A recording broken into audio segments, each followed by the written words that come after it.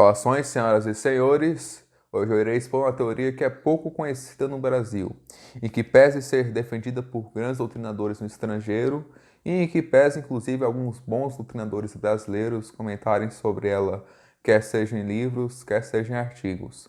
Hoje eu irei falar sobre a teoria do dolo sem vontade.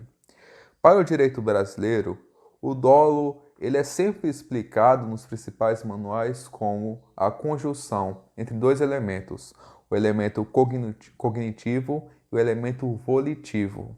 Vou explicar. O elemento cognitivo é o conhecimento, e este conhecimento é sobre a situação fática. Por exemplo, é como se você tivesse uma imagem mentalizada do que acontece aqui e agora, e o que poderá ocorrer futuramente caso você realize uma conduta típica. Vou tentar explicar de forma mais didática. Você tem o conhecimento da situação fática, da situação concreta. Por exemplo, eu estou aqui comportando um revólver e o revólver é um objeto idôneo para produzir um resultado. Qual é o resultado que o revólver pode produzir caso seja acionado e mirado para uma pessoa? Ele pode feri-la, pode matá-la. Então o conhecimento que eu tenho na situação fática é o seguinte: eu estou com um revólver aqui e tem um fulano na minha frente. Se eu pegar esse revólver e atirar nele, eu irei produzir um resultado. Qual é o resultado? O resultado pode ser tanto a morte dele, quanto um ferimento grave. Então este é o conhecimento que faz parte do dolo. É o conhecimento da situação fática, daquilo que é real, daquilo que é concreto, daquilo que ocorre na prática e que pode vir a desdobrar um nexo causal caso eu realize uma prática, caso eu realize uma conduta X. É uma espécie de causa e efeito que eu tenho acesso por meio do meu conhecimento. Por meio do meu conhecimento, eu tenho a capacidade de mensurar o que pode ocorrer caso eu pratique aquela conduta. Do outro lado, tem um outro elemento, que é o elemento volitivo. O elemento volitivo é a intenção, ou seja, eu tenho um conhecimento do que pode acontecer e eu tenho a intenção de praticar aquele ato. Então eu pego o revólver, miro para o fulano e atiro porque eu quero matá-lo. Fulano me chamou de corno, eu quero matá-lo. Peguei o revólver, mirei para ele e atirei. Esta é a intenção, grosso modo falando. Esta é a intenção do Código Penal. Esta é a intenção do elemento volitivo. É você conhecer e querer. Portanto, o dolo é o conhecimento e vontade. É conhecer a situação atual e ter a vontade de praticar uma conduta ilícita. É ter a vontade de praticar aquela conduta que ela é proibida no Código Penal. Matar uma pessoa não é um tipo penal, não é uma conduta proibida? Pois bem, então a vontade neste aspecto é a de realizar a figura presente no tipo penal, na figura delitiva. Eu acabei de expor de forma sucinta o que grande parte da doutrina entende como dolo. Agora eu irei demonstrar as principais críticas que este conceito de dolo recebe, pois alguns doutrinadores entendem que a intenção, que a vontade, não deve fazer parte do dolo, não deve integrar o dolo.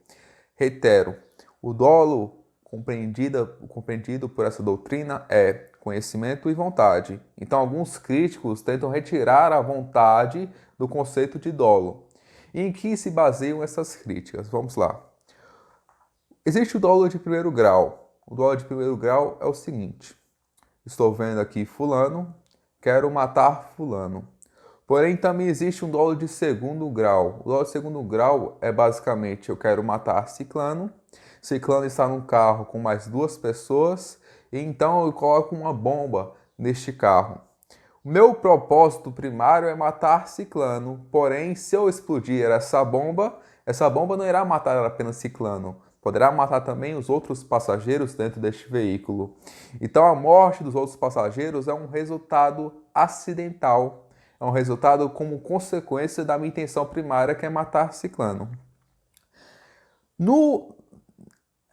Ambas as tentativas, elas são englobadas pelo dolo. Por exemplo, tanto o dolo de primeiro grau quanto o dolo de segundo grau recebem o mesmo tratamento.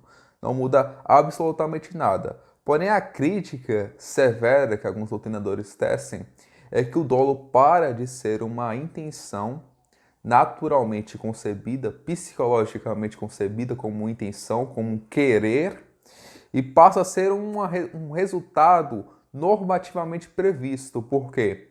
Está lá dizendo, olha, a sua intenção é X, porém como você deu causa à morte de 2 ou 3 passageiros além da sua iniciativa primária, além da sua intenção primária, você irá responder também pela morte de todos eles, mesmo que esta não tenha sido a sua maior intenção. Então há um desvirtuamento claro, porque, primeiramente, o dolo é compreendido de forma psicológica como um dado fático, físico, eu quero matar uma pessoa, e no segundo caso olha, você não queria matar ciclano, mas você matou, então você tem que responder por isso. Então há um desvirtuamento, há um segundo passo que torna o termo de dolo como vontade um pouco ambíguo. Por quê? Primeiramente, ele serve para descrever um fato psicológico.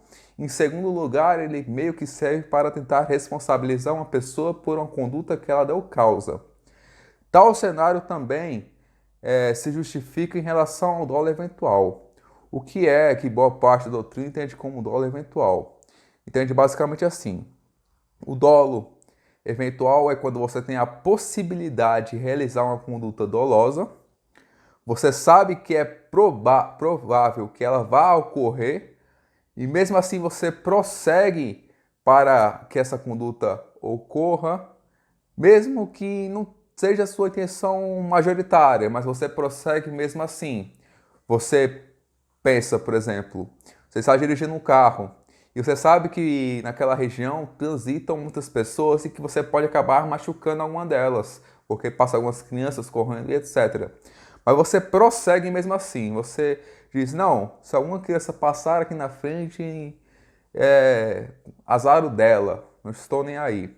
Então, o dolo eventual, que digo, ele também está englobado pelo dolo e não tem nenhuma distinção no texto legal. Dolo é dolo, então um homicídio doloso ele engloba tanto o dolo de primeiro grau, o dolo de segundo grau, quanto o dolo eventual. Não há nenhuma mudança quanto a isso, porém há uma distinção fática, claro, porque no primeiro caso você quer matar uma pessoa, dolo de primeiro grau, eu vou realizar uma ação para desencadear um efeito determinado. Qual é o efeito que eu quero determinar?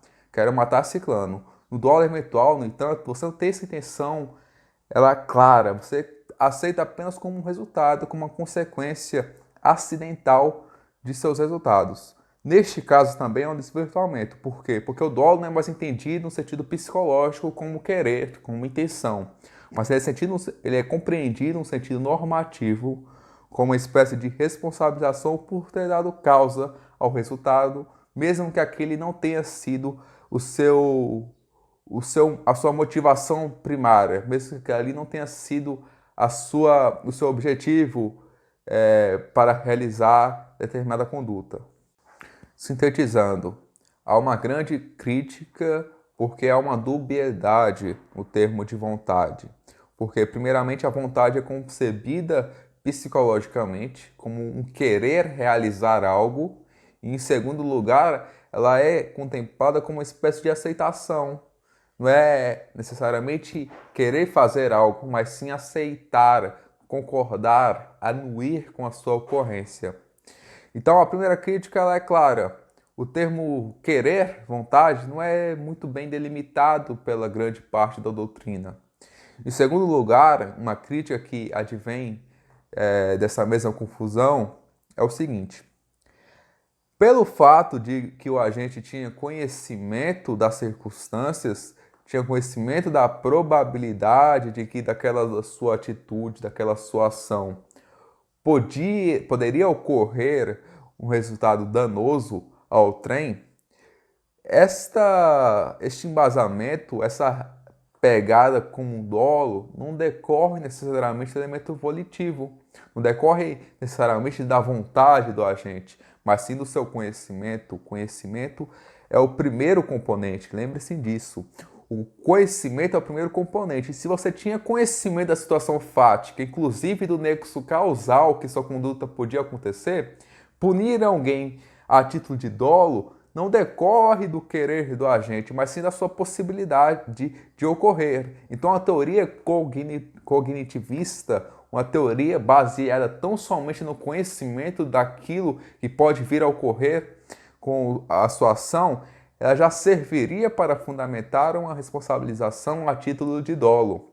Essa também é uma grande crítica, porque diz, ora, além de o conceito de vontade ser mal interpretado, mal exposto e ser trabalhado em duas linhas distintas sob o mesmo nome, a responsabilização que esse suposto elemento volitivo dá não decorre necessariamente dele, mas sim do elemento cognitivo, mas sim do conhecimento do agente. O agente tinha o conhecimento que, a partir de sua ação de dirigir em uma área com muitos transeúntes, ele podia acertar uma pessoa. Então você está descaracterizando o elemento volitivo, a vontade, para começar a trabalhar com a probabilidade, como uma espécie de conhecimento que embasa por si só o dolo. Então o dolo, pela mesma teoria que afirma que a vontade é necessária para a sua configuração, realiza de forma incidental responsabilização sem colocar necessariamente o dolo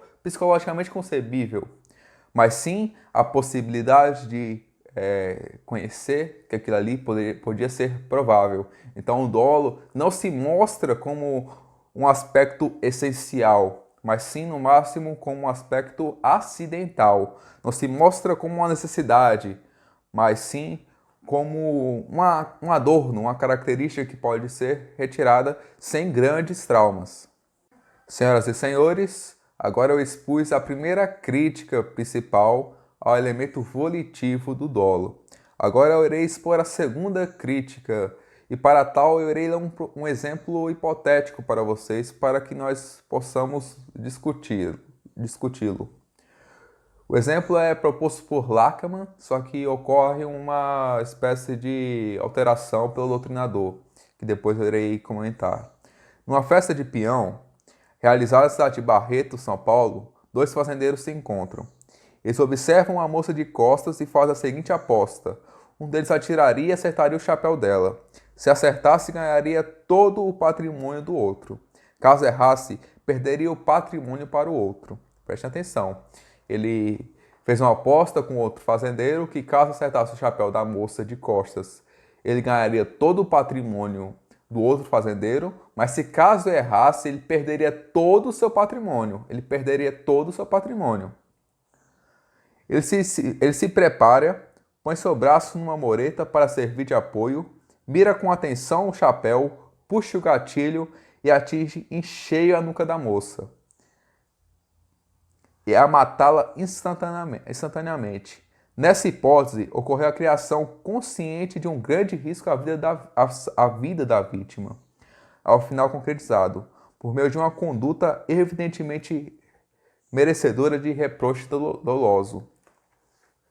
Bem, neste exemplo aqui, nós vemos que ocorre uma aposta entre dois fazendeiros para acertar o chapéu da vítima, e um fazendeiro pega o revólver, mira e acaba acertando ela. Basicamente não existe dolo direto. Por que não existe dolo direto? Porque ele não queria matá-la. Não era a vontade dele matá-la. A intenção dele era o quê? Era acertar o chapéu. Em segundo lugar, existe o dolo eventual, como eu expliquei sucintamente para vocês. Onde o dolo eventual é basicamente assumir o risco de cometer a conduta. E nesse assumir o risco, tem um elementozinho proposto por Frank, que é o consentimento. Ora, eu posso atirar, mas se eu matá-la, tanto faz. Não estou nem aí.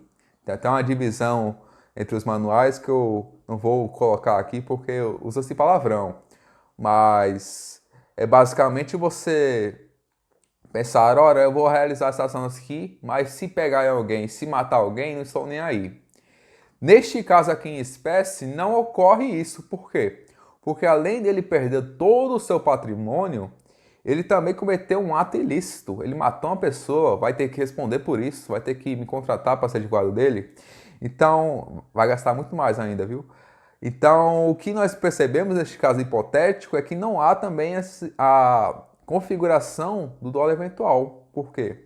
Porque ele assumiu o risco de realizar a conduta, mas não tinha consentimento para com o resultado, não anuiu para com o resultado.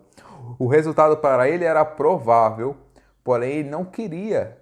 O resultado para ele foi extremamente catastrófico, ele vai perder todo o seu patrimônio, vai ter que ser preso ainda. Então, para ele, o resultado não era buscado, não era perquirido. Então, neste caso especificamente, a tratativa, inclusive foi essa a conclusão do doutrinador, é que perante o nosso sistema jurídico, a responsabilização dele deveria ser o quê? Culpa consciente.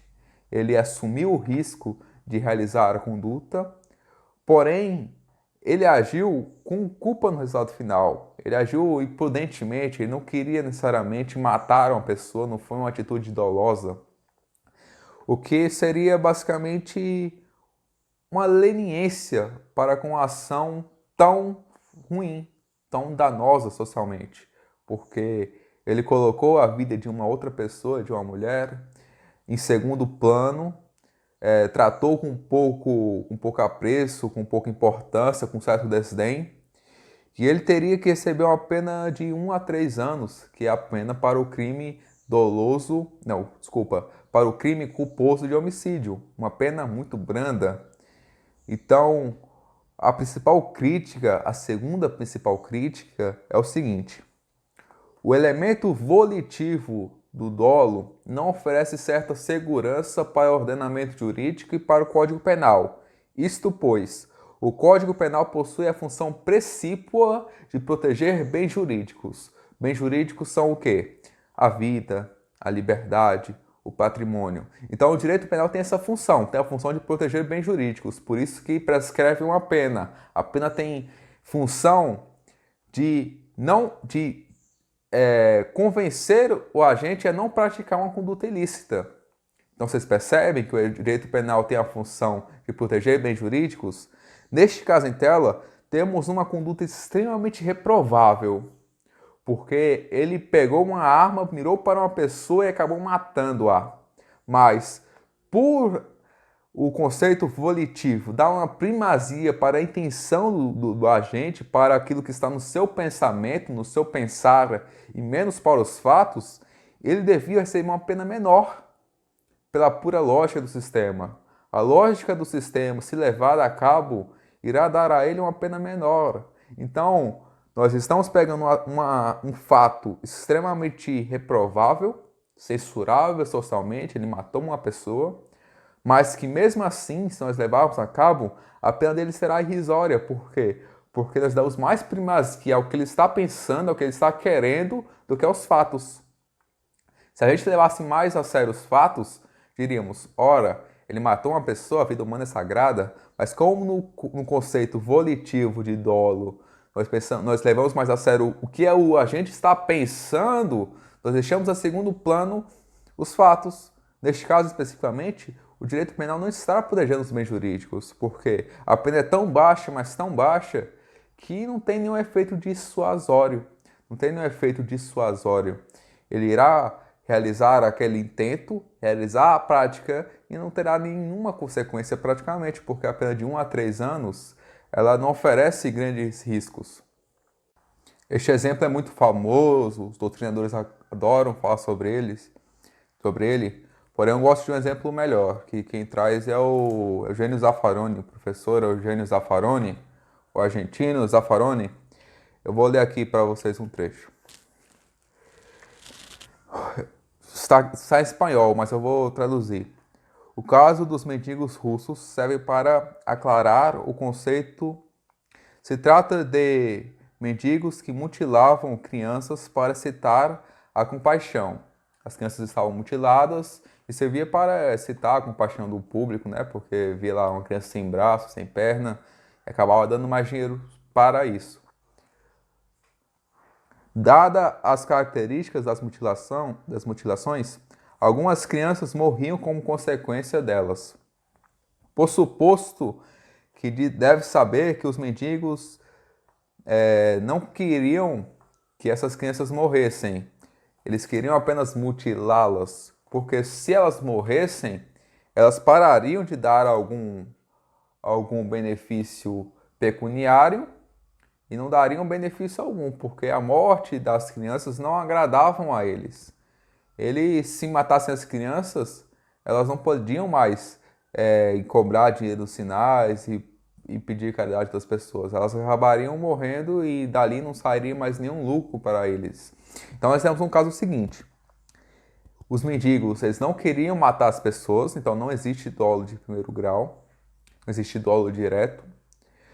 E também não havia dolo eventual. Por quê? Porque eles assumiam um risco de produzir o resultado morte, porém aquele resultado morte não era consentido pelos mendigos, pelos autores.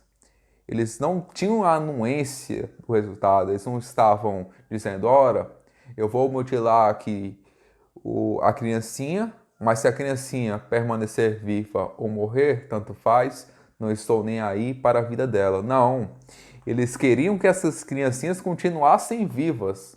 Então, neste caso especificamente, nós podemos trabalhar com a figura do dolo eventual? Não, porque a teoria do consentimento de Frank, ou a teoria adotada no Código Brasileiro, ela coloca lá, ora, não é apenas dar causa ao resultado, é dar causa ao resultado anuindo para com a sua existência, concordando, ou ao menos não dando tanta importância, sendo indiferente. É você assumir o risco, levar a sério o risco, mas dar de braços para com o resultado. Ora, se ocorrer, tudo bem. Se não ocorrer, acontece. Os mendigos não queriam que fosse assim. Eles queriam que elas continuassem vivas. Então, trazendo para o contexto brasileiro, pegando este caso dos mendigos russos para o contexto brasileiro, eles não seriam responsabilizados por dolo, por homicídio doloso. Eles seriam responsabilizados, se fossem julgados, como culpa consciente. Ora, assumiram o risco, não tinham a intenção de praticar a conduta final, que foi a morte daquelas crianças, então deviam ser responsabilizadas de acordo com o homicídio culposo, de 1 a 3 anos, recebendo uma punição branda do sistema punitivo, deixando que uma conduta tão censurável do ponto de vista moral e jurídico saia com uma pena baixíssima. Por quê? Porque nós demos mais primazia à intenção, às vontades dos agentes para com os fatos concretos. Demos mais relevância para com aquilo que a pessoa estava pensando do que aquilo que ela efetivamente realizou. Eis uma outra grande crítica, essa segunda crítica para o elemento volitivo como um elemento constitutivo do dolo. Por fim, a última grande crítica, a terceira grande crítica ao elemento volitivo como uma propriedade, como elemento do dolo, é a dificuldade probatória. O que isso quer dizer? É dificílimo demonstrar qual era a intenção do agente. Ora, a intenção psicologicamente concebida como uma vontade, como um querer, ela é impossível de ser obtida com certeza. Por quê? Porque nós não conseguimos entrar na mente de uma outra pessoa. Aquilo que está na mente dela é epistemologicamente inconcebível para nós. Nós não conseguimos penetrar na cabeça dela para saber o que é que ela pensava, qual era a intenção dela naquele exato momento. Isso é impossível para nós até o presente momento. Então, provar isso em plenário, em tribunal do júri, é dificílimo. Por quê? Porque nós precisamos dos elementos fáticos presentes, aquilo que ocorreu de fato, para começar a deduzir a partir deles, para tentar adivinhar qual era a intenção do agente. Nós lá pegamos o exemplo, o caso concreto e dizemos, ora, mas fulano fez aquilo, deixou de fazer aquela outra prática. E esses pequenos dados, eles vão servindo para tentar fundamentar, para tentar moldar o arcabouço probatório para convencer o juiz ou os jurados que aquele indivíduo realizou a conduta com dolo porque tinha vontade de realizá-la. Então isso é muito difícil de fazer no tribunal do júri. Isso é muito difícil. Tomemos, por exemplo, o caso do Adélio Bispo. Adélio Bispo, para quem não sabe, foi o cara que tentou matar o Bolsonaro, que deu uma facada nele nas eleições presidenciais de 2018. O Adélio Bispo, quando ele deu uma facada no Bolsonaro e foi capturado, ele disse na delegacia que não queria matar o Bolsonaro. Não queria. Então daí você já se lascou, porque dolo direto não tem. Ora, ele está dizendo que não queria matar o Bolsonaro. Então o que nós podemos fazer aqui? Nós podemos tentar fundamentar um dolo eventual, que, como eu expliquei anteriormente, a título de responsabilização em relação à pena é a mesma. Dolo é direto e dolo eventual não muda absolutamente nada. Vamos tentar provar, hipoteticamente, porque não foi levado a julgamento por uma suposta doença mental, vamos tentar fundamentar a sua responsabilização como tentativa de homicídio com base no que ele efetivamente realizou. O que foi que ele realizou? Pegou uma faca e acertou no estômago do Jair Bolsonaro, do presidente Jair Bolsonaro. É possível deduzir a partir disso que ele tinha intenção de matar o Bolsonaro. Por quê? Porque ele acertou uma parte com órgãos vitais, com o objeto idôneo, e essa ação dele, ela se mostra eficaz para realizar o resultado morte. Porém, isso é muito difícil de comprovar, porque primeiramente já disse que não tinha vontade. Em segundo lugar, ele pode dizer, ora, se eu quisesse mesmo matar Jair Bolsonaro, eu não teria pegado uma faca, eu teria pegado um revólver, eu teria pegado um meio mais idôneo de produzir o resultado. Se eu quisesse matar o Bolsonaro, eu não teria feito isso em multidão, porque a multidão me impediu de realizar novas facadas, de realizar outros ferimentos. Eu teria feito isso em outro momento, em um lugar mais tranquilo, com menos pessoas. Ora, se eu quisesse efetivamente matar o Bolsonaro, não teria acertado o seu estômago, mas sim outra parte, como o pescoço, como outra região que seja mais letal. Ora, se eu quisesse realmente matar o Bolsonaro, eu não teria dado apenas uma facada, eu teria dado várias. Então, tem como vocês perceberem, neste caso hipotético, que há várias formas de tentar desvirtuar o julgamento, de tentar ludibriar a justiça, tentando dizer que não havia vontade, de fato, de matar uma pessoa, porque dependendo da argumentação e da sua capacidade de convencimento, o Adélio Bispo podia ser condenado por lesão corporal com risco de morte. Então seria uma lesão corporal grave. A pena de lesão corporal grave para tentativa de homicídio é bem menor. Então, se ele conseguisse lograr êxito no seu intento de comprovar, de provar que não havia intenção de matar Jair Bolsonaro, mas apenas de feri-lo, apenas de machucá-lo, apenas de gerar uma lesão nele, ele podia ter uma pena muito menor do que teria caso houvesse uma tentativa de homicídio. Então, com este pequeno esboço, eu estou demonstrando que é difícil você provar a intenção de uma pessoa. Isso porque ninguém tem acesso às intenções de uma pessoa. O que nós podemos, no máximo, é deduzir, a partir daquilo que existe concretamente, qual era a intenção daquela pessoa. Mas isso não é algo muito fácil, isso é algo muito difícil. E não raras vezes depende da qualidade, tanto do promotor quanto da defesa. Se o advogado for bom, quem sabe ele não consegue ludibriar e convencer os jurados e convencer o juiz de que Adélio Bispo não tinha intenção de matar Bolsonaro, apenas de machucá-lo. Então, a terceira grande crítica, a última grande crítica que eu irei expor neste vídeo é comprovar que a pessoa tinha a intenção de matar, tinha a intenção de fazer algo, não é uma coisa muito fácil.